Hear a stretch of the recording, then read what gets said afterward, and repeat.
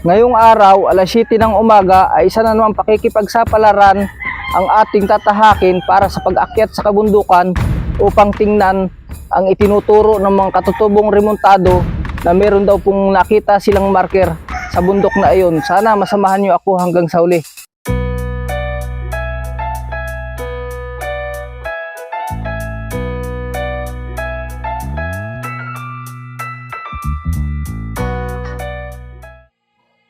Paalis na nga po pala ako mga kapuros janggil para puntahan po yung tinatawag na marker po ng itinuturo ng mga katutubong remontado mga kapuris. Mga kapuris, pasakay na nga po pala ako itong motor para puntahan po yung tinatawag na marker. Tara po, samahan niyo ako mga kapuris.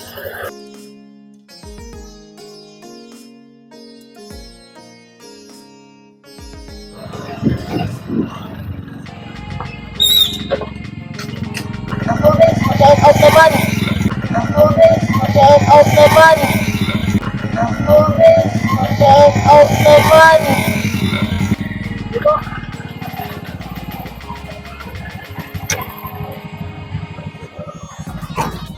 Time check nga pala mga kapuris janggil. Bali ang oras ay alas 9:20 na po nang makarating ako dito sa dapat kong lusungan para punta po yung sinasabing marker na pagong na itinuro po sa akin ng mga katutubong remontado. Karapot, samahan niyo ako mga kapuris.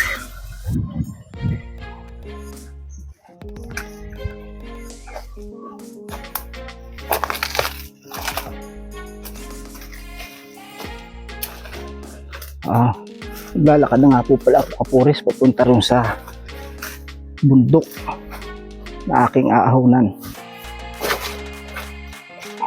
Kapuros lang din.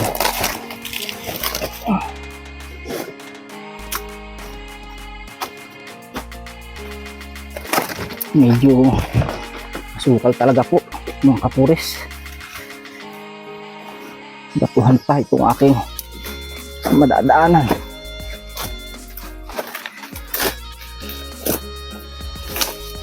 Ito nga po pala at ako'y dadaanan nitong batuhang ito mga kapuris.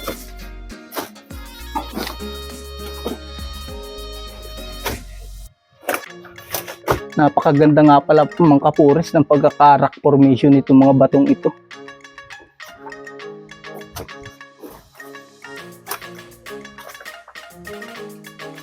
Taas mga kapuris. Grabe oh. Talagang hindi malayo na baka sila may itinatagong kayamanan dito nung unang panahon pa ang mga Hapon. Sige po mga kapuris at samahan niyo ako. At makakalusot na po ako nitong maliit na aking dinaanan para dun sa kabilang gilid mga kapuris. Tara, samahan po ninyo ako at pupuntahan ko po yung marker na itinuturo sa akin ng mga katutubong remontado. Grabe, napakaganda ng pagkaka-rock formation talaga ng batong ito mga kapuris. Doon pa po yun sa kabila yung sinasabing marker na pagong mga kapuris janggil. Ganda ng mga pagkakakamada ng bato.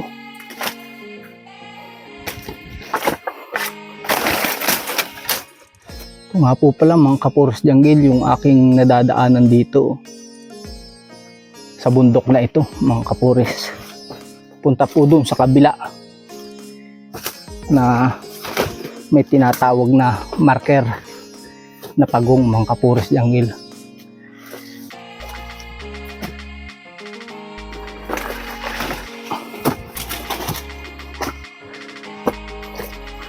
Medyo madulas lang talaga mga kapuris.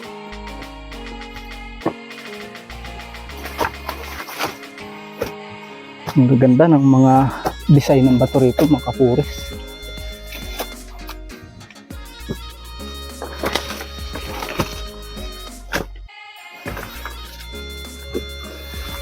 Ang ganda ng mga pagkakatipak-tipak ng mga bato mga kapuris. Lalaki na pati nitong mga kahoy na ito na aking mga nadaanan po. Yan o, nagkakailang piraso na po silang mga talagang medyo malalaki na po. Ang ganda ng mga pagkakapatong-patong ng bato mga kapuris. Parang libro siya. May mga kanya-kanyang linyada mga kapuris jungle. Tapos yan nga po pala mga kapuris jungle yung baliti.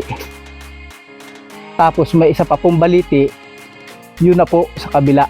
Kasi malapit sa baliti yung marker na pagong mga kapuris jungle. Tara po, samahan niyo ako.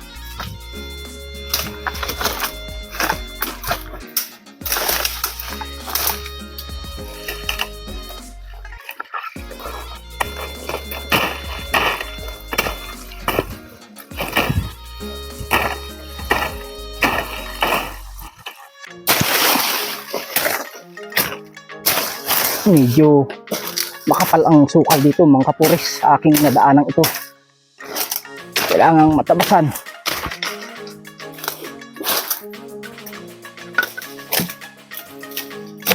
Usong na nga po pala ako mga kapuris jungle para pumunta doon sa mismong marker na itinuro po sa akin ng mga katutubo. Tara po, samahan niyo ako. Lalaki na ng mga punong kahoy mga kapuris.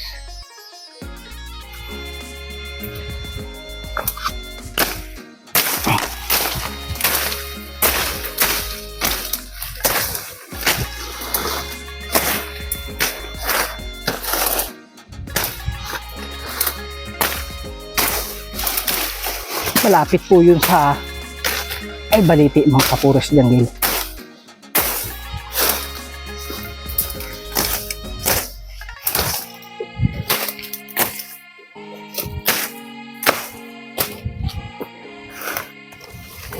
Taakyat na po pala ako mga kapuris jungle nitong batuhang ito para puntahan po yung marker na pagong mga kapuris.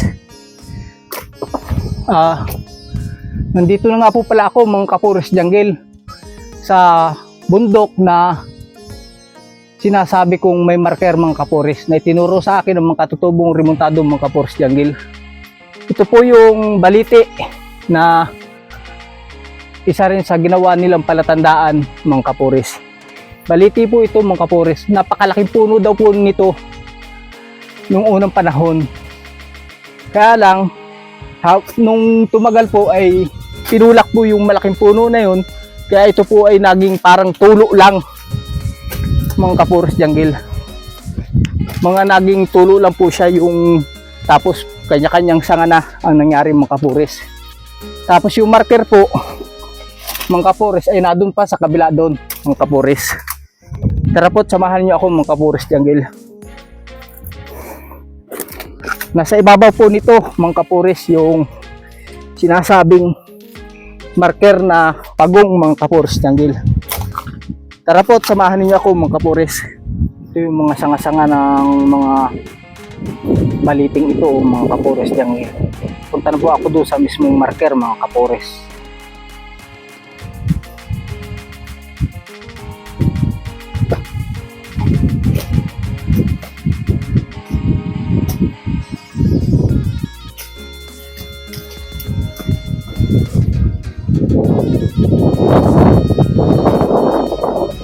Medyo sumasama po ang panahon mga kapuris jungle. Nagsusungit po ang panahon. Kumukulog pa mga kapuris. Ang umakyat po ako dito sa ito.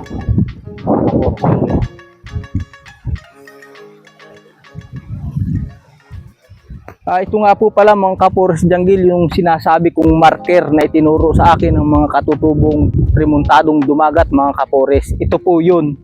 Bato po siya na nakapatong sa bato na medyo nakahangir po siya. Ito po yung pinaka parang ulo niya. Hindi po tayo ganun ka-expert pagdating sa marker, pero yung datingan po niya at hugis ay talagang itsurang pagong po. Ito po yung pinakaulo niya, tapos yung sa may paypay, kabilang paypay po. Saka ito po yung katawan, itong gitnang ito. Ito po yung ulo, mga kapuris jungle. Pag ganito po, mga kapuris, medyo nakapatong po siya sa bato, pero ang obserbasyon ko po nung unang panahon, ito'y maaring puno po ng lupa mga kapuris jungle. Kasi hanggang dito po ay ano pa eh, yang open pa po siya. Tapos ayan naman po yung baliti na napakalaki daw pong puno niya nung unang panahon, kaya lang ay pinulak na po ng mga tao, mga kapuris. Kasi ito na nga po yung tinatawag nilang marker na itinuro sa akin, mga kapuris.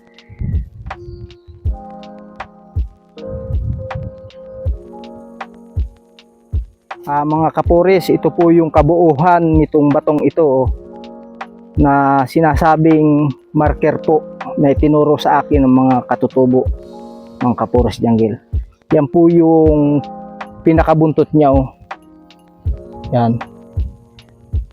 Talagang pagong na pagong po yung kanyang datingan. Siyempre, hindi po natin ma-sure kung talagang ito'y marker po, pero bilang itinuro po sa akin ng mga katutubong remontado ay akin pong pinuntahan rin itong lugar na ito, mga kapuris. Yan po.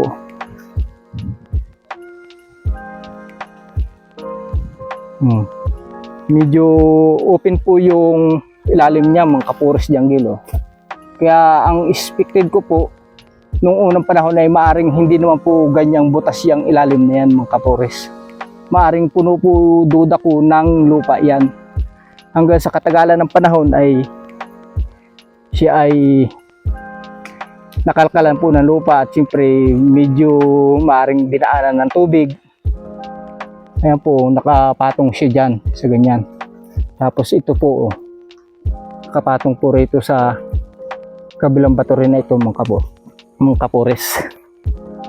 Tapos ito naman po yung kabila niya, mga kapuris, yung pinagpapatungan po ng batong ito na Hugis Pagong. Yan po, mga kapuris janggil.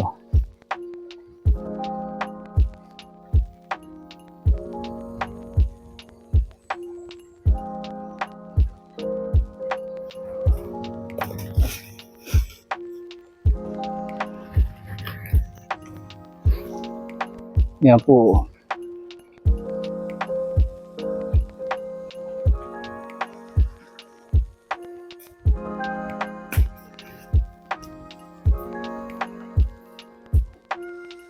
Ito po, mga kapuris janggil, yung ilalim nitong marker na Pagong, mga kapuris. Yan po siya, mga kapuris. Nakapatong po siya sa kapwa bato rin, mga kapuris janggil.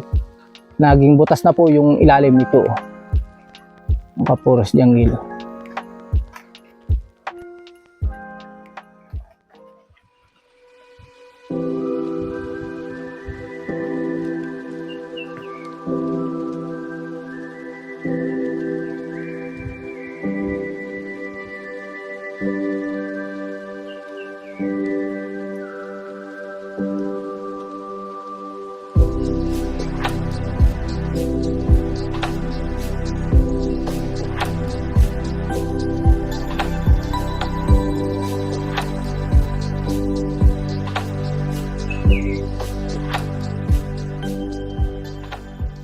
Maraming salamat po sa patuloy ninyong pagsuporta sa aking munting channel, mga kapuris janggil.